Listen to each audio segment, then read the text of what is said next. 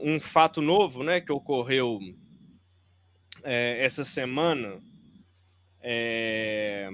que foi uma declaração do Trump, né, que ele fez né, no F1, né, no avião presidencial, que foi demonstrar uma certa insatisfação com Putin em relação ao andamento das negociações a respeito de uma resolução para o conflito na Ucrânia e já fazendo uma série de novas ameaças, né, assim, de impor novas sanções à Rússia e etc. O que pode pegar algumas pessoas de surpresa, né, que imaginam que existe, né, quase que uma aliança entre Trump e Putin, né? E de repente a gente vê o Trump fazendo essas declarações.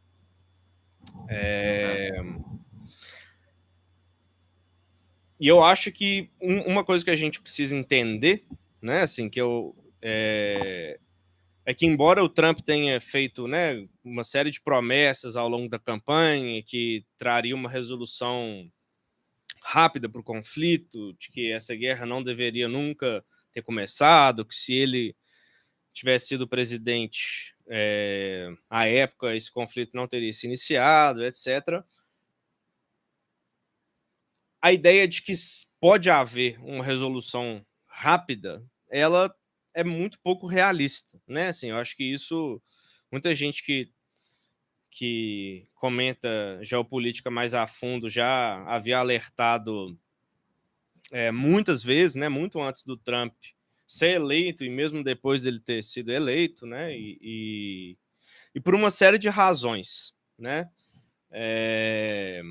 Eu acho que a primeira delas, que é simplesmente o fato de que a Rússia atualmente ela está na posição de vantagem, né? Ela está numa posição de vantagem militar, né? E isso, mesmo com todo o apoio que foi fornecido pelos Estados Unidos e pela Europa, né, pela OTAN no geral, à Ucrânia, de modo que a Rússia não tem nenhuma pressa para, né, encerrar essa guerra. Evidentemente, a Rússia está interessada em negociar, a Rússia não tem interesse nenhum que essa guerra se estenda por muito mais tempo.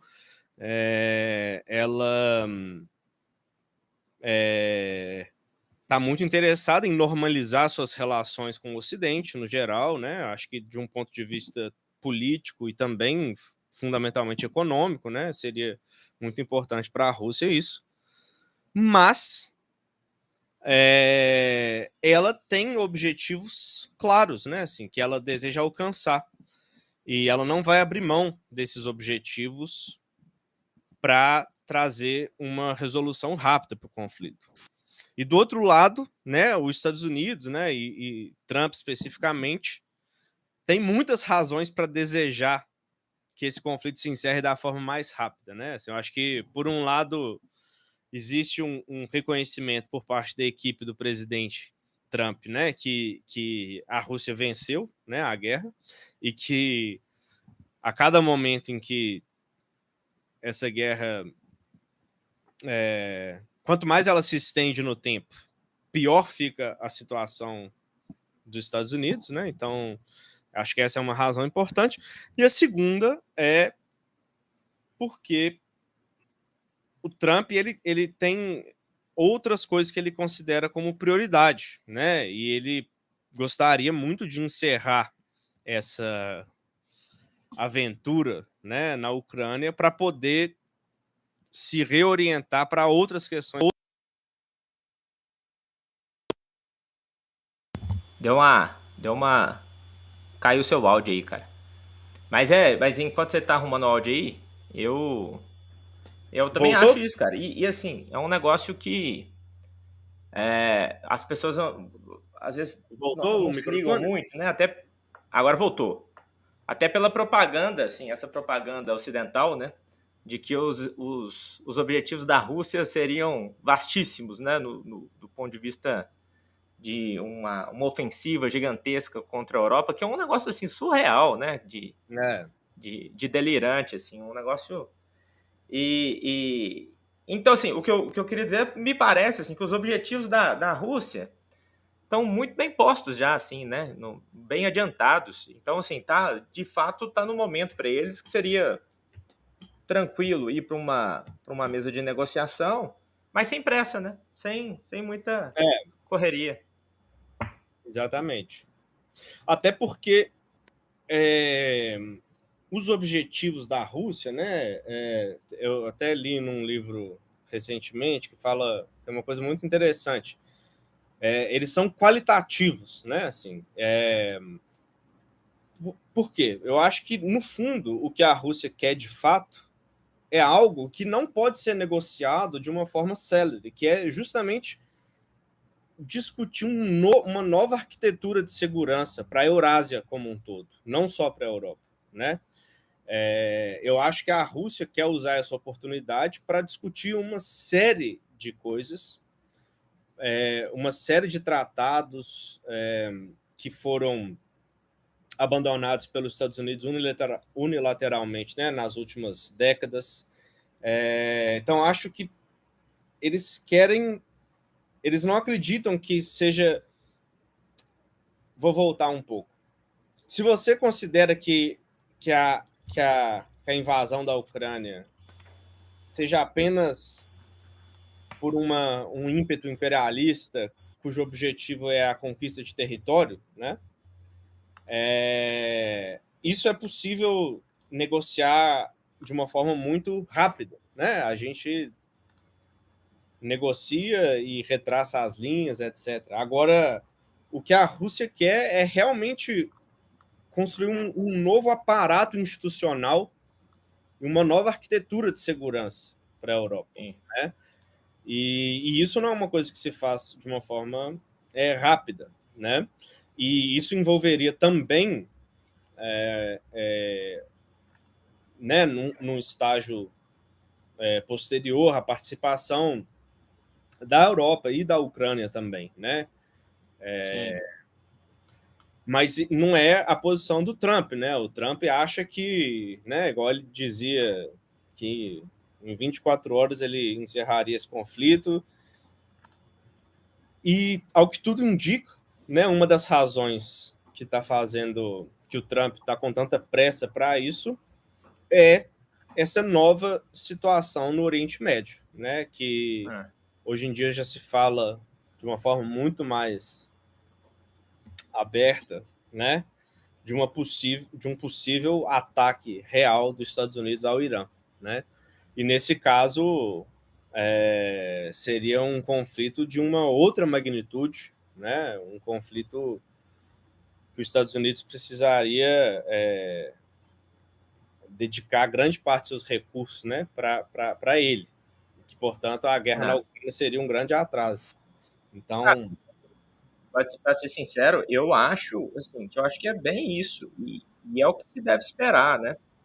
E, assim, tem uma propaganda enorme, né? De que o próprio sionismo é dessa forma, né? Assim, a gente não faz o grande controle do Oriente Médio porque a gente não quer, porque a gente tem força para isso. E agora, o que tem se mostrado nos últimos dias, né? Um reforço enorme de tropas mesmo, de equipamentos sendo enviados para o Oriente Médio, um negócio assim, para uma guerra de larga escala, né? isso. O que nos faz constatar, apesar da propaganda dizer o contrário, e assim, coisa que a gente meio que já sabe, né? É de uma ampla capacidade de resposta também, né? Assim, óbvio, já isso tem sido demonstrado, essa coisa do eixo da resistência. Na própria resistência, né? Como foi agora com a ação de Israel no Líbano, e quando foi por terra eles tiveram dificuldades, aí continuam nessa tática de bombardeio, né? Indiscriminado, enfim, de assassinatos seletivos. Mas aí você vê uma resposta, né, do próprio Iêmen, que acaba provocando uma série de distúrbios, apesar de não ser de uma larga escala militar, né? Mas acaba provocando uma série de efeitos. Bom, há meses atrás o Irã deu uma resposta contundente a Israel, né? Isso, exatamente. Que é o ponto central. assim, desse papo. Então, assim, não é um passeio no parque, né? Não, Dos Estados não. Unidos entrar no Oriente Médio com essa força. E de fato o Irã, né, a gente precisa lembrar, né, o Irã é um país com 90 milhões de pessoas, diferente, né, do Iraque, do Iêmen, da Síria, né, de todos os outros países que já houve esse tipo de operação de mudança de regime. É um país que possui defesa antiaérea, né? Então não se pode acessar o espaço aéreo do Irã com tanta facilidade, né? Igual se fazia com outros países, e com um país que tem uma capacidade militar formidável, né? Assim, a gente está falando dos persas, que eles não estão ali, né, desde de ontem, nem desde antes de ontem, né? Assim, é uma civilização de milhares de anos, que tem um caráter fundamentalmente pacífico, né? Assim, eu acho que o Irã acho que eu li isso outro dia, há 200 anos não ataca nenhum outro país, né? Todas as guerras que ele participou, por exemplo, a guerra Irã-Iraque, né? Ele foi atacado e simplesmente respondeu.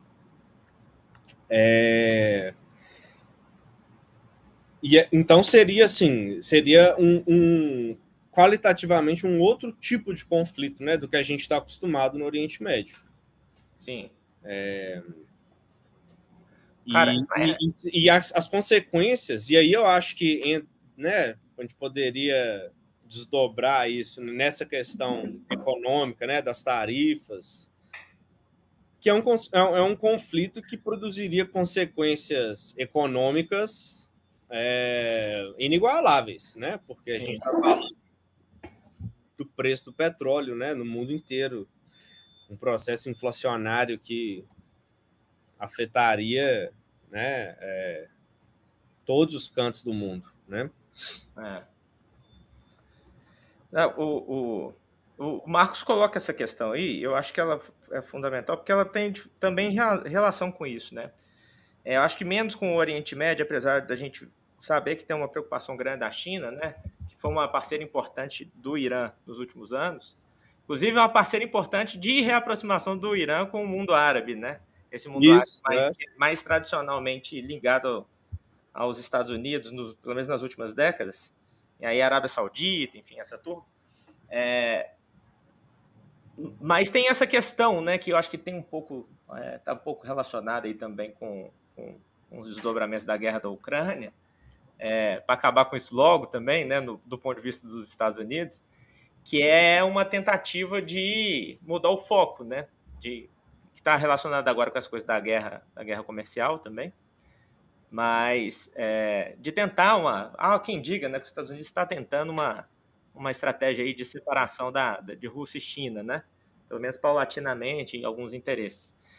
Cara, não sei o que você pensa disso, sim, mas eu acho que as amarras. Primeiro, assim, que. Cara, não tem